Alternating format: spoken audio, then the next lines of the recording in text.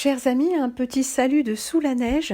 Enfin, la neige, c'est beaucoup dire, hein. Un tout petit voile de petits, tout petits... Non, non, pas des flocons, et encore moins des cristaux, parce qu'elle n'a toujours pas cristallisé. Un voile de petites poudreuses en grains. Mais vraiment un voile de chez voile. Bah, c'est toujours joli, mais c'est pas vraiment de la neige. En tout cas, je vous rappelle que ce soir, nous aurons la suite de Fort, étoiles et fractales. Ce sera Étoiles, fractales, la suite du voyage. C'est une émission plus courte que celle d'hier, donc savourez-la bien. Et ce sera la fin provisoire de cette petite trilogie. Après quoi, nous reprendrons notre dictionnaire sur la chaîne des archives. Et sur l'autre chaîne, eh bien, nous reprendrons nos pérégrinations. Oui, on les a toujours pas reprises. Non, non. Ce soir, c'est également l'épiphanie et je pense que j'aurais bien fait quelque chose si j'ai le temps. À l'heure où j'enregistre, je ne sais pas.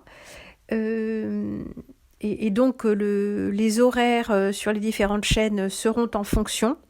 Généralement, mon prime time, mon horaire vedette, c'est 21h sur la chaîne principale et les autres chaînes après suivent. C'est une seconde partie de soirée sur les autres chaînes, que ce soit le direct ou les rééditions.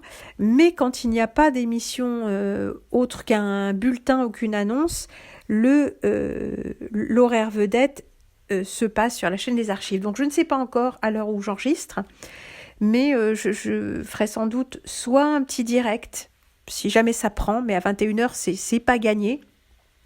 Et sinon, une petite chronique, une chronique de l'adoration des mages.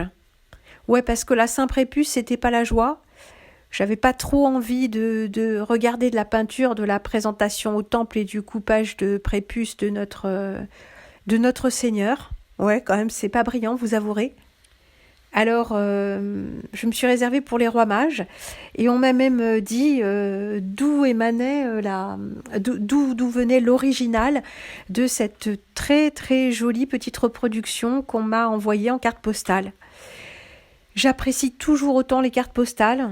Il y a de moins en moins de gens qui écrivent à la main, avec une lettre et un timbre, ce que je peux comprendre, parce que moi aussi je le fais beaucoup moins, vu le prix du timbre. À cet instant, au-delà de la fenêtre, passe une magnifique volée des tourneaux, gigantesque. Et hier, il en est passé une au-dessus de ma tête au moment où je farfouillais, puisque je fabricotais dans les parages, et j'ai entendu cet immense froufroutement qui m'arrête toujours une seconde ou deux avant que j'ai la présence d'esprit de lever les yeux au ciel au-dessus de moi, cette immense volée d'oiseaux. Ah, c'est sublime, c'est vraiment sublime. Donc ce soir, la suite du voyage sur les archives, vraisemblablement deuxième partie de soirée, vraisemblablement.